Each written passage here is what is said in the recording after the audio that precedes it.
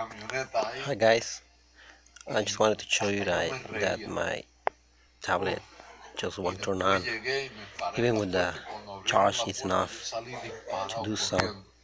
As you can see, it's my Teclast X80H. So now we have like 75% charged,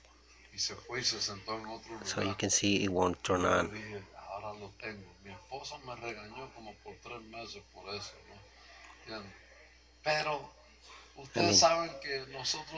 how do we fix this? How do I fix it? I need some help here. It just won't turn on. No matter how many times I tried, it just won't turn on.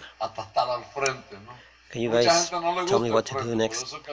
So should I buy a new battery or